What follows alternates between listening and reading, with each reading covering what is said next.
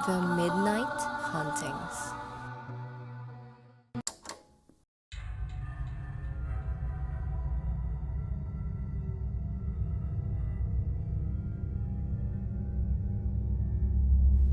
Magandang araw mga ka-midnight.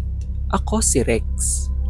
Ang kwentong ito ay pinadala ng isa nating tagapakinig at ito ay tungkol sa isang babae na lumapit sa isang magaling na manghihilot para ipagamot ang kanyang anak na tila binabagabag ng isang masamang engkanto. Ako si Lydia at nangyari ang aking kwento ilang taon na ang nakalipas. Nagsimula ang aking kwento nang lumipat ako ng bahay matapos hiwalayan ang aking mapang-aping asawa. Kasama ko ang aming anak na si Emma sa isang lumang bahay na mura kong nabili. Sa una pa lang ay halatang puno na ng kasaysayan ang bahay at namabalot ng misteryo ang laging pag-alis ng mga nakatira dito. Sa una ay tahimik ang aming paninirahan dito. Ngunit napansin kong tuwing gabi ay ginigising ako ni Emma at halatang natatakot ito. Kapag tinatanong ko ang aking masiyahing anak ay umiiyak ito sa takot dahil sa kanyang nakikita di umano sa paanan ng aming kama. Nanibago ako dahil kilala ko ang aking anak bilang matapang at palaban. Kaya naman aking pinalarawan sa kanya ang kanyang nakita. Isang matangkad at maitim na hugis di umano ang nagpapakita sa kanya tuwing gabi. May matatalas na kuko ito di umano at mga nanlilisik na mga mata. Agad akong naghanap ng manghihilot na makakatulong makalaban sa bangungot ng aking anak. Dun ko nakilala si Aling Marife na sinasabing pinakamagaling na manghihilot sa bayang aming nilipatan. Madami na daw itong kaluluwa at engkanto na nataboy at natulungan na niya halos lahat ng mga dating nanirahan sa aming makalumang bahay na tinitirhan. Ayon sa usap-usapan ay lapitin sa engkanto at masasamang espiritu ang aming bahay na nilipatan kaya laging binabasbasan ito ni Aling Marife. Siya din ang nagpayo sa karamihan na lumipat ng tirahan. Gayunpaman ay hindi nito mataboy ang pinagmumulan ng kababalaghan. Sa una ay nag-alangan akong papuntahin siya sa bahay dahil baka ipayo lang niya na umalis din kami. Nagpasya akong ipagpaliban muna ang pagdalaw nito habang pinapakalma na lang muna si Emma. Hindi ko inaasahan na mas lalala pala ang mangyayari sa amin. Dahil tila biglang bumigat ang hangin sa loob ng bahay at kung ano-anong sakit ang nakukuha ni Emma. Kahit mga doktor ay walang makita sa aking anak, ngunit halata ang panghihina nito. Isang gabi ay nakita kong nagbabasa ito ng libro at nagulat ako sa aking nakita. Dahil tila nakakahilakbot ang librong ito na puno ng nakakabagabag na mga imahe. Nang tanungin ko kung saan niya ito nakita, ay sinabi ni Emma na natagpuan niya ito sa isang kahon habang naglilipat kami. Nakabalot daw ito ng agyo na tila ilang dekada nang hindi nabubuksan. Ayon kay Emma, ay simula nang mabasa niya ito, ay doon nagsimula ang pagpapakita ng engkanto.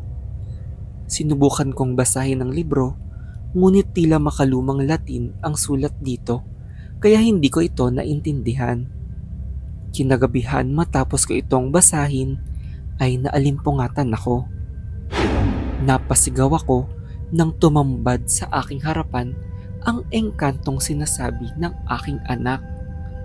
Hindi ako makapaniwalang totoo ito at napadasal buong gabi hanggang magliwanag. Nang nawala na ang imahe nito, ay nanginginig pa din kaming mag-ina sa takot. Agad akong humingi ng tulong kay Aling Marife para itaboy ang malignong nagpapakita sa amin. Habang nagiintay sa kanyang pagdating, ay naisipan kong mag-imbestiga din sa paraang pagtatanong-tanong sa mga dating nakatira sa aming bahay.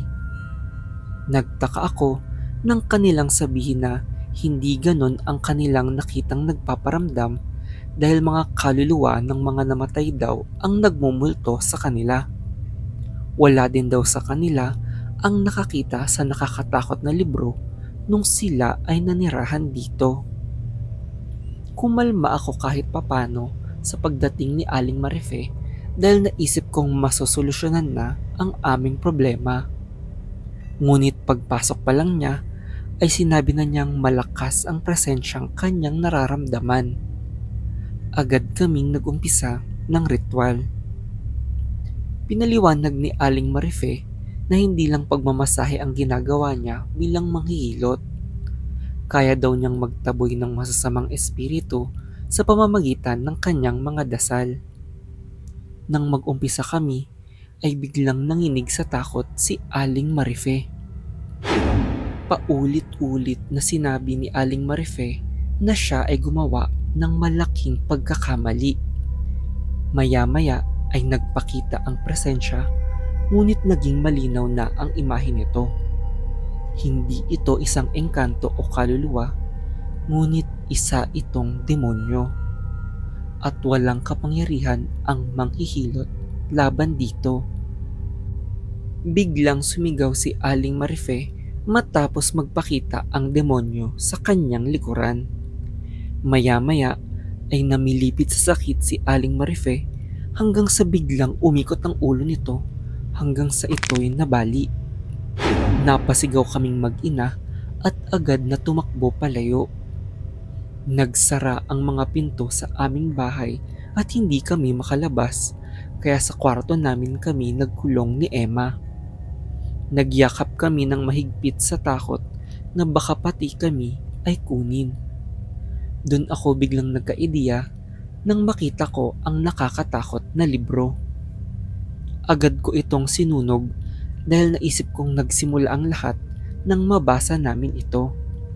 Napagtanto kong hindi nagpakita ang demonyo sa mga dating nakatira dahil hindi nila ito nabasa at baka dito nakatira ang demonyo. Matapos nun ay naglaho na ito bigla. Agad kong pinabasbasan ang bahay matapos ang pagkamatay ni Aling Marife. Sa kasamaang palad ay nanatili pa kami sa bahay na iyon dahil mahirap lang kami at kailangang may tirhan. Mabuti na lang ay wala nang nagparamdam sa amin simula ng gabing iyon. Ngayon ay tahimik ang aming pamumuhay, ngunit nakatatak na sa amin ang hindi malilimutang karanasan nung gabing iyon, kung saan demonyo na pala ang nagpaparamdam sa amin at hindi ito kinaya ng isang manghihilot.